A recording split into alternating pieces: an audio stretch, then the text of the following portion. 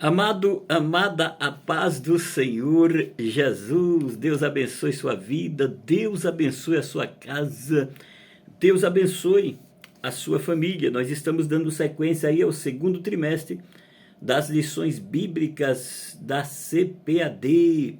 Olha, nós estamos estudando nesse segundo trimestre de 2023 os relacionamentos em família, superando desafios e problemas com exemplos da palavra de Deus. Oh, meu Deus, está forte demais. E estamos chegando já na penúltima lição, na lição de número 12. Essa lição de número 12 será ministrada no dia 18 de junho de 2023, uma data muito especial, esse dia 18 de junho de 2023, porque se comemora 112 anos das Assembleias de Deus no Brasil. São 112 anos das Assembleias de Deus no Brasil, na data dessa lição, 18 de junho de 2023, a lição de número 12, na qual iremos estudar criando filhos saudáveis. O comentarista dessa lição é o pastor Elienay Cabral. Um grande abraço para este homem de Deus, uma pessoa que eu tenho um carinho muito especial, pastor Elienay Cabral. Lição 12, criando filhos saudáveis. Querido, querida, esta aqui será a lição. É forte demais, Brasil. Querido, querida, vamos lá para o texto áureo da lição que está inserido no Evangelho de Jesus, escrito pelo Dr. Lucas, no capítulo 2, no versículo 52, que diz assim: e crescia Jesus em sabedoria e em estatura e em graça para com Deus e os homens. Lucas 2:52. A verdade prática diz assim: a vontade de Deus é que os pais eduquem seus filhos de acordo com os princípios divinos, de acordo com a palavra de Deus, de acordo com a sã doutrina, a fim de que eles cresçam de maneira saudável e equilibrada. Querido, querida, meu amado e amada, a leitura bíblica em classe está em Lucas 2, versículo 40, 42 ao 52. Vamos lá para os objetivos dessa lição. Essa lição ela vem com 3 objetivos. O primeiro objetivo da lição é revelar a normalidade da família de Jesus. O segundo objetivo da lição é abordar as fases da vida de Jesus conforme os evangelhos apresentam. O terceiro e último objetivo dessa lição é explicar o tríplice desenvolvimento do Senhor Jesus. Amado, amada, a introdução da lição diz assim: o Senhor Jesus nasceu numa família normal. Ele teve como pai terreno José e como mãe Maria. Deus falou em sonhos com José a respeito da concepção virginal de Maria por meio da obra do Espírito Santo. Por isso, ele se tornou o pai adotivo de Jesus. A criança concebida no ventre de Maria era de fato o Verbo, que se fez carne e habitou entre nós, que está registrado no Evangelho de Jesus, escrito por João, no capítulo 1, versículo 14. Nesta lição, nós estudaremos o desenvolvimento de Jesus dentro da família de José e Maria, seus pais. É forte, Brasil! O nosso propósito é extrair lições da casa de nosso Senhor que nos auxilie nos desafios familiares atuais, dos dias odiernos, dos dias pelos quais nós estamos vivendo. Amado, amada, essa lição ela tem uma palavra-chave. A palavra-chave da lição é equilíbrio. Equilíbrio é a palavra-chave dessa lição. A palavra equivalente para equilíbrio no grego é enkrateia, que significa literalmente temperança, autocontrole, derivado de kratos. Nós confirmamos aí na palavra de Deus em Atos 24, 25, Gálatas 5, 22, segundo Epístola de Pedro 1, 6. Temos também a palavra grega encrates, que denota alguém que exerce autocontrole. Em Tito, capítulo 1, versículo 8, nos confirma isso aí. Pode-se ainda citar a palavra sofron, que denota alguém de mente sã, controlado, com alto domínio, sóbrio, equilibrado, moderado. Nós confirmamos em 1 Timóteo 3:2, Tito 2:2, Tito 2:5. Meu amado, minha amada, já a palavra sofronizo, no grego, diz respeito a alguém de mente pura. Filipenses 4:8 vai nos confirmar essa palavra. Mas o que é equilíbrio? Olha que indagação tremenda. Equilíbrio é a capacidade de manter-se de pé, mesmo que seja sobre uma corda bamba. Isso é equilíbrio. Estabilidade emocional é equilíbrio. Estabilidade emocional, social, física e espiritual. Viver com temperança, a virtude de quem domina seus desejos e paixões, especialmente seus apetites carnais. Equilíbrio é ficar de pé, saber lidar e reagir de modo positivo em situações adversas, ter domínio de si mesmo. Assim, pois, aquele que julga estar em pé, tome cuidado para que não caia. É o que Paulo, ele dá esse conselho aos irmãos na cidade de Corinto, 1 Coríntios 10:12. Então, meu amado e amada, uma vida equilibrada é uma vida guiada pelo Espírito Santo de Deus. O salmista, Salomão, em Provérbios capítulo 3, versículo 21 ao 26, o sábio Salomão, ele deixa registrado em Provérbios 3, 21 a 26, que diz assim: meu filho, guarde consigo a sensatez e o equilíbrio, nunca os percas de vista, trarão vida a você e serão um enfeite para o seu pescoço. Então você seguirá o seu caminho em segurança e não tropeçará. Quando se deitar, não terá medo, e o seu sono será tranquilo. Não terá medo da calamidade repentina, nem da ruína que atinge os ímpios, pois o Senhor será a sua segurança e o impedirá de cair em armadilha. Então, essa lição vai falar de uma vida equilibrada. Tem muitas pessoas que são desequilibradas, que não têm um equilíbrio, e o equilíbrio tem que estar na posição e na vida social e espiritual de cada servo, serva de Deus e do ser humano, que não, mesmo não servindo a Deus, tem que ter equilíbrio. Querido, querida, vamos lá para o primeiro ponto da lição: uma família normal. Olha, querido, querida, amado e amada, Jesus, ele não veio como um Superman, um homem de aço. Ele não veio como o Homem de Pedra, o Hulk, um personagem fictício de filmes de Hollywood. Não, senhores. Jesus, ele teve uma família comum, humanamente falando. Após esperar o nascimento de Jesus, José e Maria tiveram uma vida normal de marido e de mulher. Pai e mãe com filhos, trabalho e vida doméstica. Era uma família normal. Mesmo sendo de uma família nobre de sobrenome, eram pobres financeiramente falando.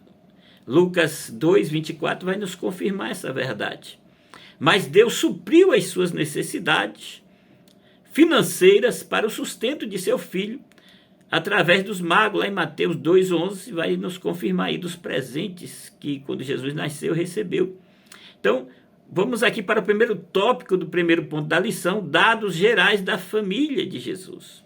Eram da família real de Davi, em Marcos 12, 35 ao 37 vai nos confirmar. Tanto Maria quanto José eram descendentes de Davi. Isto foi para se cumprir a promessa de que seria um filho de Davi a se assentar no trono eternamente, que está lá em Isaías 9:5. A raiz de Jessé, Isaías 11:1, era parente de João Batista, talvez primo de segundo grau, em Lucas 1:36 vai nos confirmar isso aí. Olha, querido, Maria e José se casaram, viveram casados e só tiveram uma vida conjugal, relação sexual, após o nascimento de Jesus. Mateus, capítulo 1, versículo 18 a 25, vai nos confirmar isso aí. Porque eram fiéis ao propósito de Deus para as suas vidas. O segundo tópico do primeiro ponto fala dos filhos de José e Maria depois de Jesus. Jesus ele foi o primogênito da casa de Maria e de José, em Lucas 2:7. Os irmãos de Jesus foram Tiago, José, Judas, Simão e pelo menos 2 irmãs. Nós confirmamos isso em Marcos 6:3. Dos evangelhos até as epístolas, o Novo Testamento fala da existência dos irmãos de Jesus em vários textos. Em Mateus 12, 46 a 47, Mateus 13, 55 e 56, Marcos 3, 31 e 32, Marcos 6, 3, Lucas 8, 19 e 20, João 2, 12, João 7, 3 ao 5 e 10, Atos 1, 14, 1 Coríntios 9, 5. São vários textos que mostram aí, que identificam os irmãos de Jesus. Seus irmãos não aceitaram Jesus, não aceitavam como o Messias e por isso o rejeitavam. João 7, 1 ao 5. Somente depois da sua ressurreição, depois que Jesus morreu e ressuscitou, foi que os irmãos de Jesus tornou-se seguidores de Cristo. E mesmo não sendo um dos apóstolos, tornaram-se líder principal da igreja de Jerusalém. Tiago é o exemplo que se tornou aí líder da igreja de Jerusalém, mesmo não sendo um dos apóstolos. Vamos aí para a síntese. Os discípulos Tiago e Judas eram os irmãos de Jesus, já em Judas 1:1. Vamos para a síntese do primeiro ponto. Jesus cresceu em uma família normal e viveu como qualquer criança em Israel. Meu amado, o segundo ponto da lição diz que o modo de criação de Jesus, vai falar do modo de criação de Jesus. Jesus, o Filho especial, a despeito de Jesus ter sido especial, José e Maria nunca trataram os demais filhos com desprezo. Não, senhores, não, senhoras. Eles sabiam que havia algo especial na vida do primogênito, pois lhes fora revelado que ele seria o Salvador, o Filho de Deus, em Lucas 1:35. Nesse sentido, José e Maria souberam administrar essa diferença sem diminuir os outros irmãos. Conheceremos melhor a maneira como nosso Senhor se desenvolveu, segundo a sua humanidade. Analisaremos as fases da sua vida, a infância, a adolescência e a juventude, para termos aí uma ideia de como foi a criação do Senhor Jesus por José e Maria. O segundo tópico aqui do segundo ponto fala da infância de Jesus. É importante nós percebermos que Jesus ele nasceu e aos 8 dias ele foi circuncidado, aos 30 dias foi apresentado no templo, aos 2 anos desce ao Egito, aos 5 anos já em Nazaré, cidade onde seria criado. O Senhor Jesus, como todo judeu, ele vai estudar a Torá, ele estuda os livros de Gênesis, Êxodo, Levítico, Número, Deuteronômio. Aos 10 anos de idade, o Senhor Jesus estuda os livros históricos, poéticos e proféticos, e aos 12 anos, o Senhor Jesus conversa com os doutores no templo. Aos 14 anos, todo judeu ele tinha que fazer uma escolha se queria aprender aos pés de um grande mestre da sua época ou seguir a profissão do seu pai.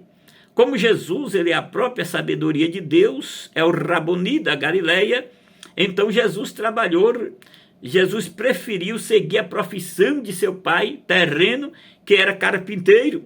Então, meu amado e minha amada, Jesus ele trabalhou com madeira, pregos, os quais foram usados para a sua crucificação no momento de ser crucificado. Como de costume, os filhos aprendiam a profissão dos pais, e Jesus foi carpinteiro como seu pai José, lá em Mateus 13:55, vamos confirmar. Provavelmente fazia arados, jugos, móveis, vigas para telhados de casas e peças comuns de madeira para a época. Quando o Senhor Jesus se dedicou integralmente ao ministério da pregação, algumas mulheres lhe ajudavam com recursos para o seu sustento ministerial. Nós confirmamos isso aí em Lucas 8, versículo 2 e 3. Agora vamos para a adolescência de Jesus. No Evangelho de Jesus, escrito por Lucas, o texto bíblico declara que Jesus havia crescido em estatura, sabedoria e graça diante de Deus e também diante dos homens. Lucas 2,52, que é o nosso texto áureo. Na Bíblia, a informação que temos a respeito da adolescência de Jesus foi a sua experiência aos 12 anos, em Jerusalém, com os doutores da lei, em Lucas 2,46. Nessa idade, o menino judeu é entronizado na vida religiosa e se torna um filho da lei, um bar mitzvah, é o que eles chamam de filhos da lei.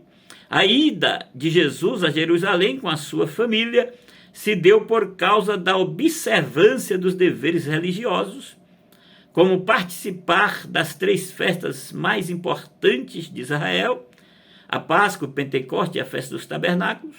Encontramos os textos de Êxodo 23, 14 a 17, Êxodo 34, 23, Deuteronômio 16, 16. Toda celebração, querido, querida, dura 7 dias e depois todos voltam para as suas cidades, os países de os pais do nosso Senhor Jesus, José e Maria. Depois de 3 dias, eles estavam na caminhada.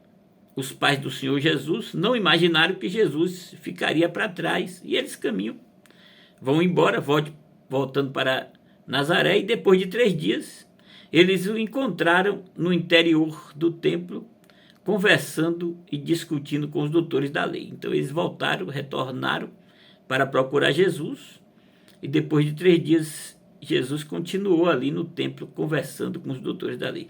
Estes, por sua vez, estavam maravilhados com a sabedoria daquele adolescente. Os doutores ficaram impressionados como um menino de 12 anos tinha tanta sabedoria.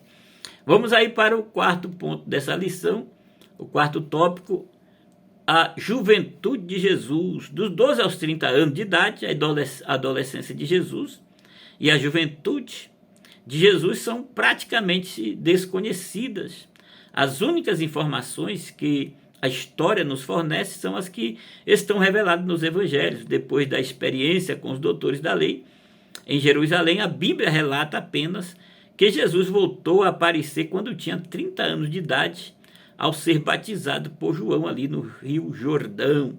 Tudo o que se tem de conhecimento acerca desses anos ocultos da vida do Senhor Jesus é que ele aprendeu a profissão de carpinteiro com José e a exerceu até os 30 anos, visto que José já havia morrido, em Marcos 6,3. É possível que Jesus tenha sido responsável, como era o primogênito, pelo sustento da família por esses anos.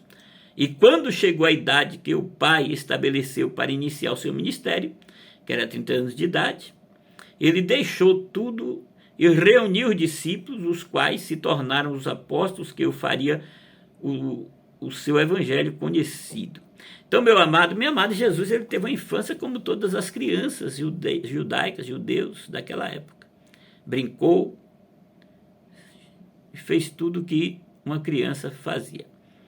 Vamos aí para a síntese do ponto 2. A criação de Jesus passou pela sua infância, adolescência e juventude. Vamos fechar a lição, querido, querida, o 3º e último ponto da lição. O tríplice desenvolvimento de Jesus. O Evangelho de Jesus, escrito por Lucas, no capítulo 2, no versículo 51 e 52, diz o seguinte: E desceu com eles e foi para Nazaré, e eram-lhes sujeito, e a sua mãe guardava no coração todas essas coisas. E crescia Jesus em sabedoria e estatura e em graça com Deus e os homens. Meu amado e amada, Jesus, ele crescia em sabedoria.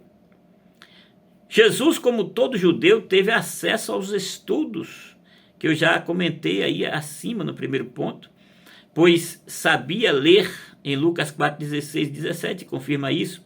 Também escrever, João 8:8 vai confirmar que Jesus lia, Jesus escrevia. Falava em aramaico, que era a língua colonial ou coloquial do povo, utilizava algumas palavras em grego, e que era a língua comercial, e tinha alguns conhecimentos também do hebraico, língua litúrgica, principalmente para ler as escrituras e participar do culto também. Foi um jovem interessado em aprender e buscar conhecimento. Nós confirmamos aí em Lucas 2, 46 e 47. O segundo tópico aqui do terceiro ponto, Jesus crescia também em estatura. A palavra estatura se refere ao crescimento físico do menino Jesus, pois o texto está no contexto do desenvolvimento físico de nosso Senhor Jesus. Jesus ele viveu em Nazaré até os 30 anos, tinha a estatura mediana de qualquer judeu, seu corpo era normal e saudável. Não por acaso Jesus se desenvolveu no trabalho de carpintaria, em Marcos 6, de 1 ao 3 vai confirmar isso aí. Jesus também ele crescia em graça diante de Deus e dos homens, é o terceiro tópico do terceiro ponto. A graça para com Deus Pai tinha a ver com a consequência de Jesus quanto à sua natureza e missão. Em João 1, versículo 1 ao 14, nós vamos confirmar isso aí. O carisma de nosso Senhor Jesus se revelava ao abrir a boca para falar do reino de Deus. Agora, os lugares onde Jesus morou foram Belém. Jesus morou em Belém, onde nasceu, em Lucas 2, 13 e 15 vai confirmar. Jesus morou também no Egito durante a infância, Mateus 2, 13 ao 15 vai confirmar. Jesus morou em Nazaré em sua juventude, em Mateus 2, 19, 25, 23 vai confirmar. Jesus morou em Cafarnaum, quando adulto, Mateus 4, 12 ao 17 vai confirmar isso aí. Agora, o ministério itinerante de Jesus, é importante sabermos que Jesus teve um ministério itinerante. Em Marcos 1, 38 e 39, confirma que Jesus caminhou pelas regiões da Judéia, Galileia e Samaria, também em cidades romanas como Tiro e Sidom, e as regiões de Decápolis. Decápolis era uma colônia de 10 lugares, de 10 cidades. Em Marcos 7, 31 vai confirmar. Os lugares onde Jesus morou foram estratégicos para o cumprimento da sua missão, para a sua formação. Em Belém, se cumpriu a profecia de nascer na cidade de Davi, que está em Miqueias 5:2. No Egito, ele aprendeu sobre o sofrimento de seu povo como escravo. Em Nazaré, se desenvolveu emocional e profissionalmente. Já em Cafarnaum, foi o seu ponto de apoio para cumprir seu ministério, até que deixou de ser moradia fixa para viver de maneira itinerante, andando pelas terras de Israel. Jesus, ele tinha várias amizades durante o seu ministério, como os discípulos, em Marcos 3, 13 ao 19, Simão, Lázaro, Maria e Marta, em João 12, 1 a 3, era conhecido e chamado de Rabi, que significa mestre, em João 1, 38, um título de respeito para as pessoas influentes e líderes do povo. Isso mostra que Jesus tinha um comportamento de liderança por onde estivesse, por onde passasse. A vida pessoal de Jesus foi, ao mesmo tempo, comum e impressionante. Um jovem dedicado e trabalhador, era educado e conquistava as pessoas com a sua inteligência e simpatia. Olhando para o desenvolvimento de Jesus em sua família, podemos aprender que a educação de filhos cristãos tem a ver com o desenvolvimento emocional, social e principalmente espiritual. Jesus ele era um filho obediente e só deixou a sua casa de seus pais quando ficou de maior, com 30 anos de idade. Lucas 3, 23 vai confirmar. Até então se dedicou à família, trabalhando com seu pai e ajudando a sua mãe com seus irmãos. Depois dos 30 anos começou seu ministério e vida própria, sem contudo perder o contato com a sua família, com seus familiares. Como primogênito, ele tinha a obrigação de cuidar da mãe e irmãs.